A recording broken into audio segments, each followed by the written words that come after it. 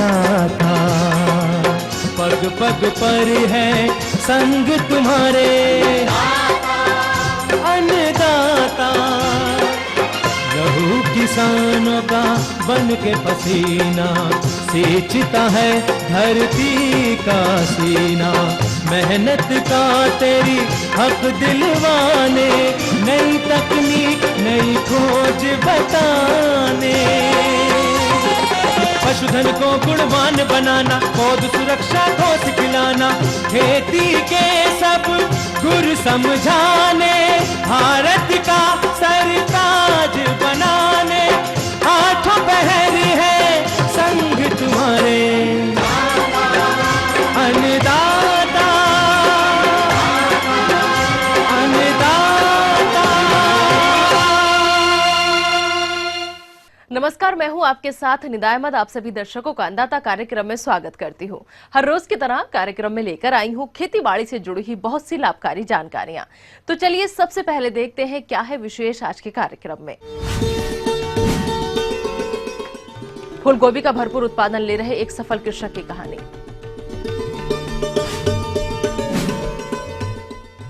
मक्के की फसल में हानिकारक कीटों की रोकथाम पर जानकारी।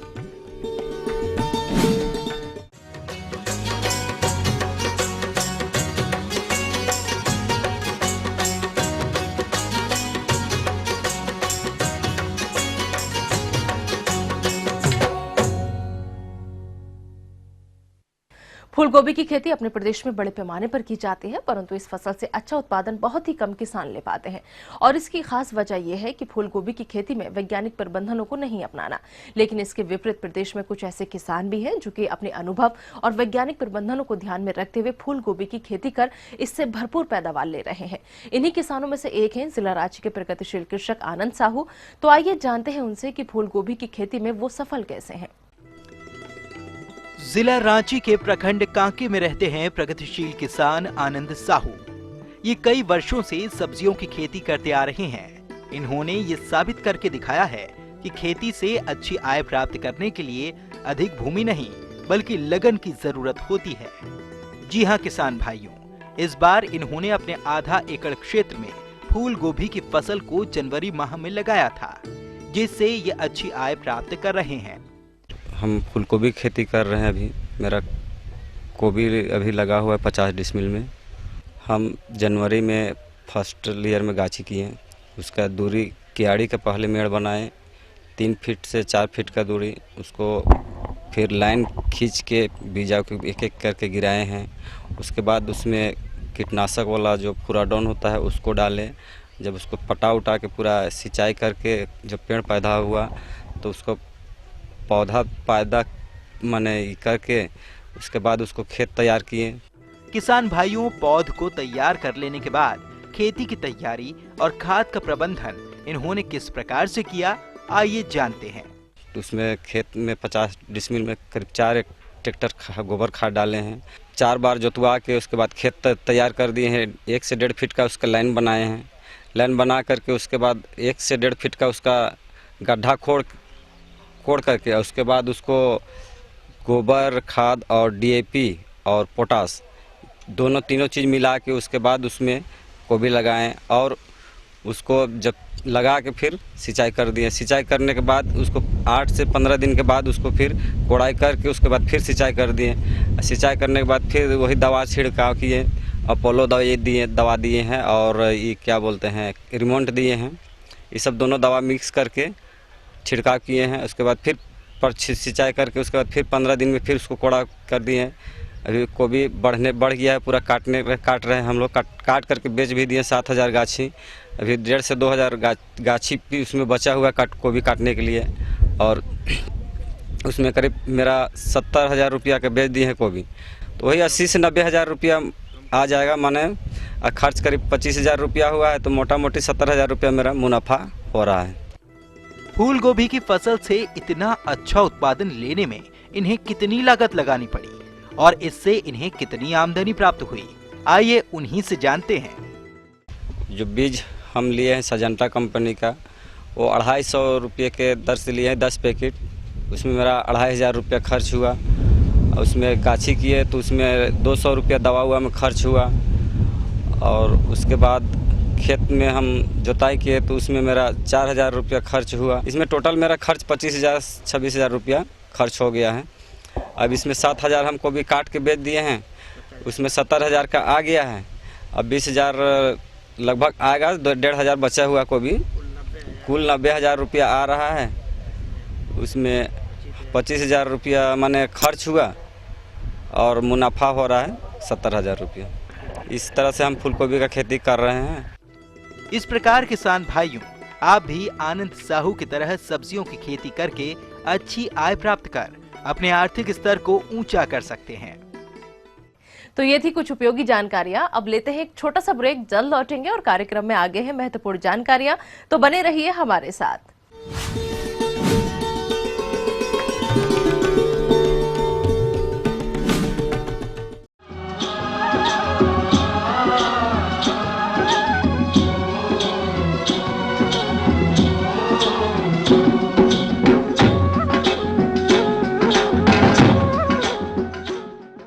ब्रेक के बाद आप सभी दर्शकों का स्वागत है। चलिए अब रुक करते हैं अगली कड़ी की ओर।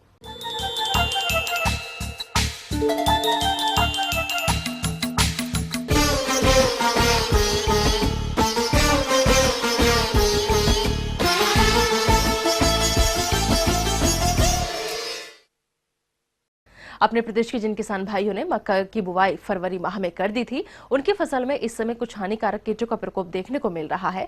अगर इन कीटों की समय रहते रोकथाम नहीं की गई तो ये कीट मक्के के पौधों को भारी नुकसान पहुंचा सकते हैं। इसलिए इन कीटों को पहचान कर इनकी रोकथाम आपको कैसे करनी है, इस बारे में अपने सुझाव दे रहे हैं जिला पूर्णिया के एक कृषि विशेषज्ञ डॉक्टर आर्यन शर्मा।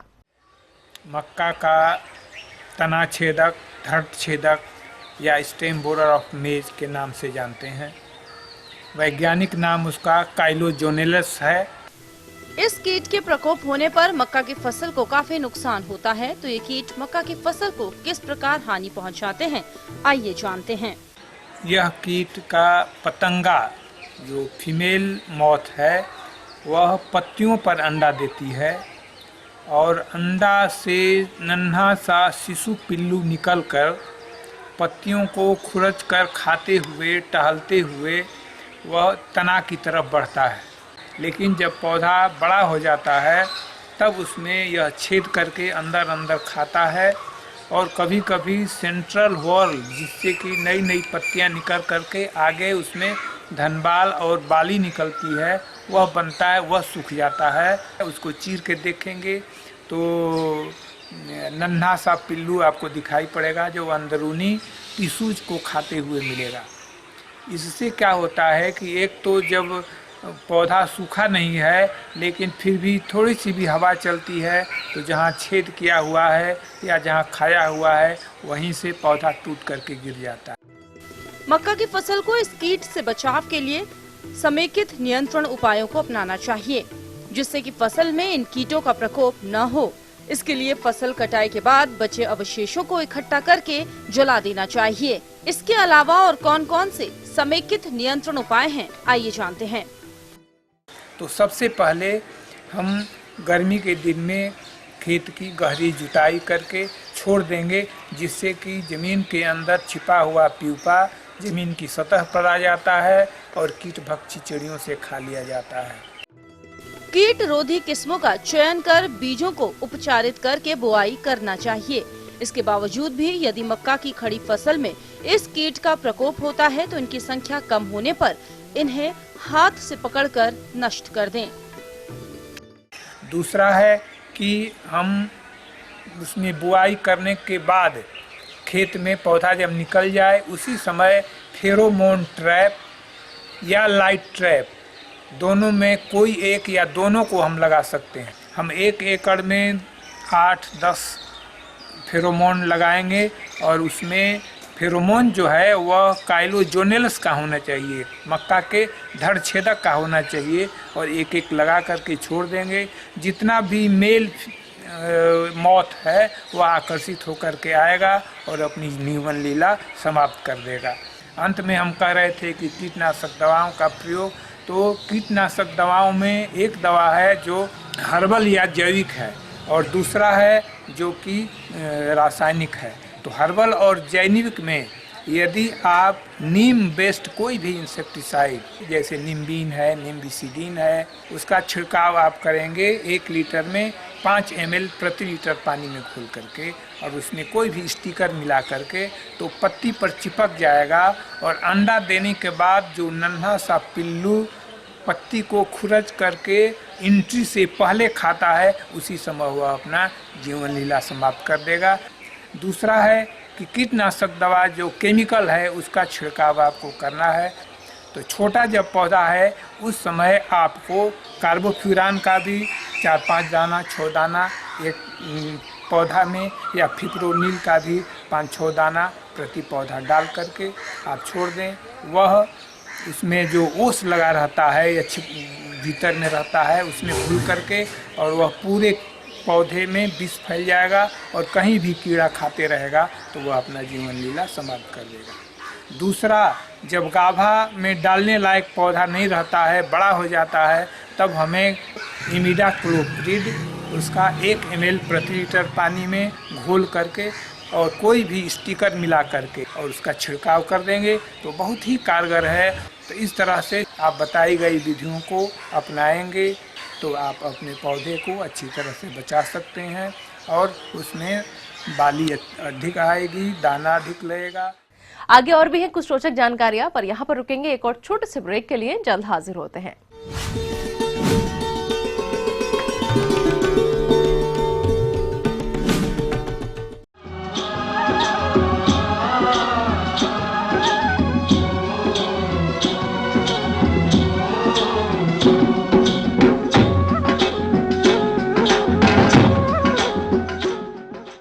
ब्रेक के बाद एक बार फिर से आप सभी दर्शकों का अन्नदाता कार्यक्रम में स्वागत है। बढ़ते हैं अगली प्रस्तुति की ओर।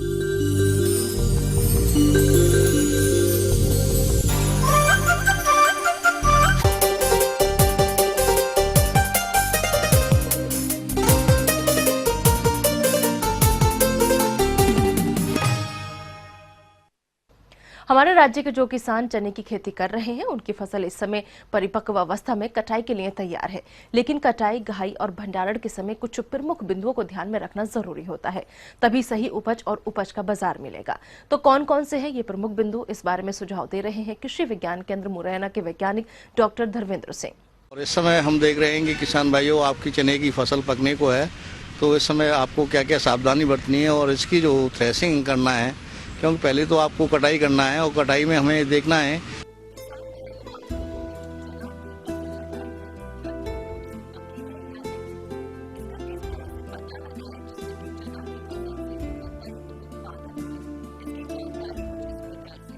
कि चने की जो फलियां हैं जैसे ही पीली पड़ने लगेंगे और दाना हम उसको जो निकाल के देखें तो थोड़ा हार्डी हो जाए, और उसके बाद हम देखेंगे कि ये पकने की स्थिति में है, तभी कटाई करें। अगर कच्ची कटाई कर लेंगे तो उससे उसकी गुणवत्ता भी खराब होगी और उसका वजन भी कम हो जाएगा और उत्पादन भी हमें कम मिलेगा। तो हम ये देख लें कि जब हमारा पौधा पीला पड़ने लगे, और पीला पड़ने का एक कारण कीड़ा बीमारी भी हो सकता है, लेकिन आप ये देखें कि मैच्योरिटी के समय अगर पौधा पीला पड़ेगा तो जब उसका दाना हम निकाल के देखेंगे तो उसमें आपको स्पष्ट दिखाई दे जाएगा कि ये जो है मैच्योरिटी वाली अवस्था है, ये पकने की अवस्था है। उस पकने की अवस्था पर आप कटाई करें।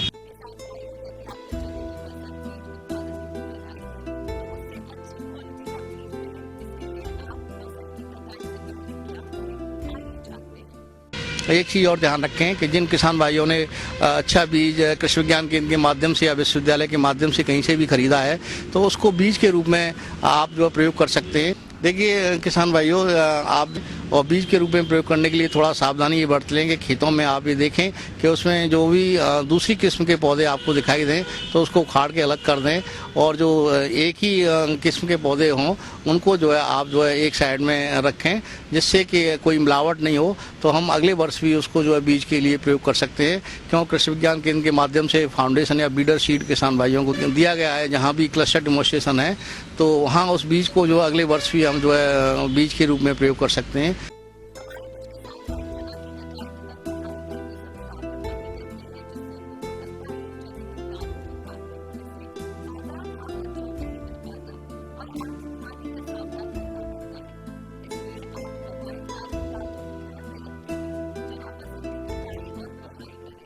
जो है ये चने की कटाई, क्योंकि आप जो है हंसिया से ही करते हैं और आजकल जो दांतेदार हंसिया आता है उससे जो आसानी से हो जाती है, जिससे कि हमारा जो फसल खराब नहीं होती है।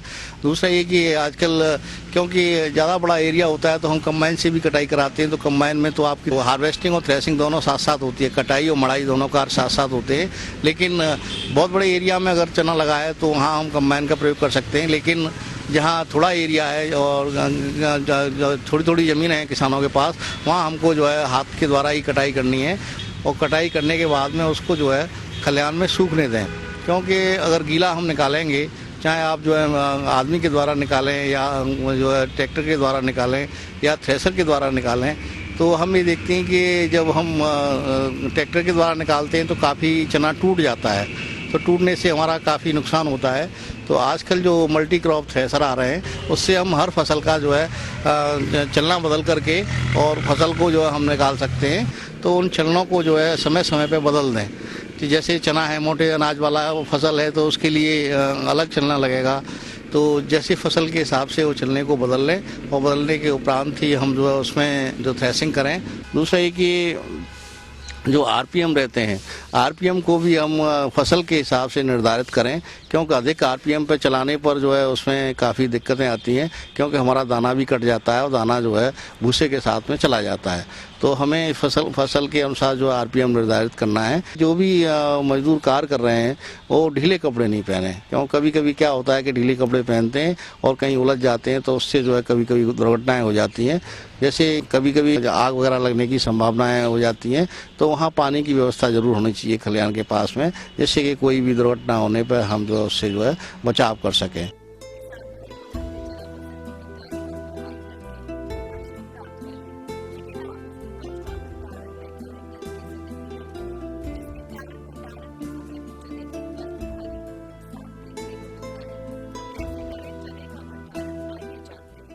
और थ्रेसिंग करने के बाद में आप ये देखेंगे उसको सुखाएं धूप में, और धूप में सुखाने के बाद उसको छाया में ठंडा करें और उसके बाद में भंडारण करें। क्योंकि हम जब गीला भंडारण कर देते हैं तो उसमें बहुत सारी फफूंदी आ जाती है और कीड़े भी आ जाते हैं, जिससे कि चने की क्वालिटी जो है ख़राब हो जाती है और मार्केट अच्छा नहीं मिल पाता। तो किसान भाइयों, चने का जो थ्रेसिंग है और भंडारण है, इसमें अगर सावधानी बरतेंगे तो निश्चित रूप से आपकी फसल जो अच्छी होगी।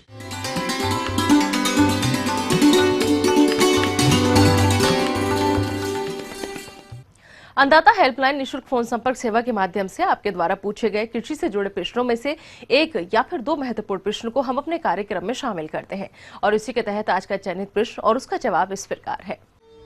अन्नदाता निःशुल्क फोन संपर्क सेवा के माध्यम से पूछे गए प्रश्नों में से आज हमने जिस प्रश्न को कार्यक्रम में शामिल किया है उसे पूछा है जिला समस्तीपुर के कृषक अमर बहादुर ने।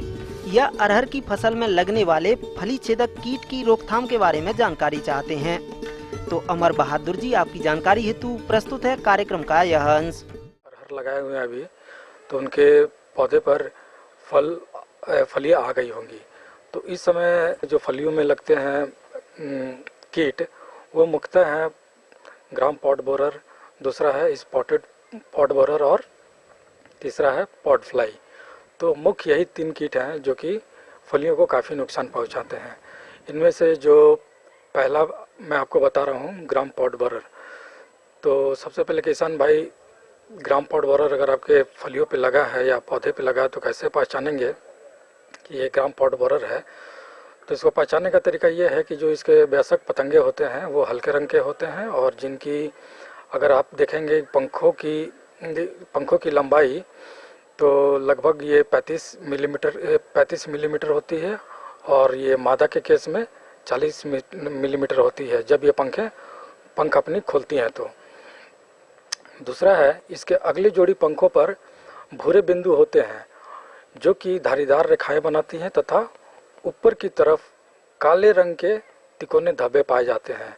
दूसरा है इनका जीवन चक्र। तो सबसे पहले है कि आप देखेंगे कि जो वयस्क मादा होती है वो आपके जो अरहर का पौधा है उस पर एक एक अंडे करके देती है, पूरे पौधे पर भी दे सकती है, और ये खास करके अंडे देती हैं जो नया सूट निकलता है अरहर में उस पे, या जो फूल होते हैं या फल उसके ऊपर वो अंडे देती है। इसके बाद क्या होता है कि फूल रहता है और फलियां रहती हैं, तो वो उनको अटैक करती हैं, और ये फलियां को खाना शुरू कर देते हैं। तो अगर फली में खा रही है तो सबसे आसान पहचानने का तरीका है कि ये जो फलियां खाती हैं वो आधा भाग फलियां के अंदर रखेगी और आधा भाग फली जो होता है उसके बाहर रखती है। आप देखेंगे कि जो इसका पिल्लू होता है लगभग 13 से 19 दिन में वयस्क हो जाता है। मतलब कि ये अपने जीवन चक्र में लगभग 25 से 35 जो फलियां हैं उनको बर्बाद कर सकता है। तो आप इसका प्रकोप देखें अपने खेत में कि अगर ज़्यादा है तो। किसान भाइयों, अभी आपने फली छेदक कीट की पहचान और जीवन चक्र के बारे में जानकारी ली। आइए अब बात करते हैं खड़ी फसल में इस कीट के नियंत्रण के बारे में।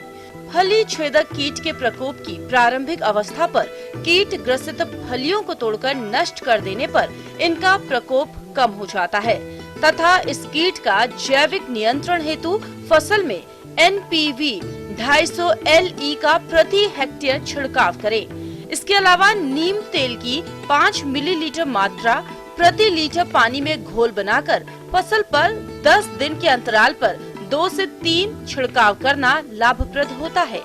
अगर इन दवाओं की उपलब्धता नहीं हो पाती है तो रासायनिक दवा इंडोक्सकार्ब की 1 मिलीलीटर मात्रा प्रति लीटर पानी में घोल बनाकर छिड़काव कर सकते हैं। इससे फसल में फली छेदक कीट का नियंत्रण हो जाता है।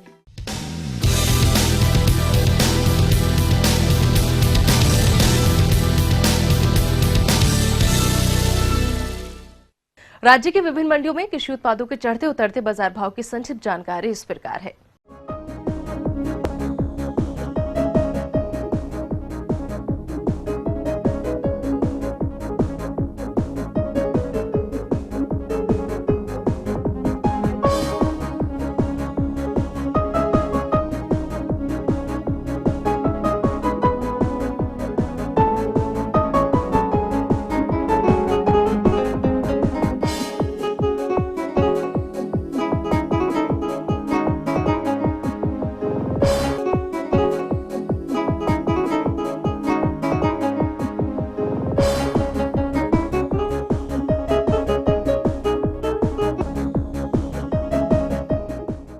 अब आइए देखते हैं कल दिखाए जाने वाले कार्यक्रम की मुख्य झलकियां।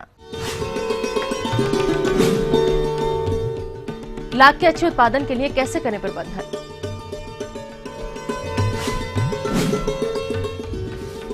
मौसम पूर्वानुमान के आधार पर कृषि सलाह। हम ये उम्मीद करते हैं कि आज का कार्यक्रम आप सभी दर्शकों के लिए उपयोगी रहा होगा। किसान भाइयों, अन्नदाता आपकी सेवा के लिए संकल्परत है। कृषि संबंधित समस्या और सुझावों के लिए आप हमें इस पते पर संपर्क कर सकते हैं। प्रोड्यूसर अन्नदाता ETV Bihar, Jharkhand, Ramoji film city, Hyderabad 501512। साथ ही आप हमें ईमेल भी कर सकते हैं। हमारा ईमेल है anndatabihar@etv.co.in। इसके अतिरिक्त आप हमें निःशुल्क हेल्पलाइन नंबर 1800108599 पर सोमवार से शनिवार सुबह 10 से शाम 4 बजे के बीच संपर्क कर सकते हैं। फिलहाल अन्नदाता की पूरी टीम को आप दीजिए इजाजत। कल फिर इसी समय आपसे होगी मुलाकात कृषि संबंधित कुछ और महत्वपूर्ण जानकारियों के साथ। नमस्कार।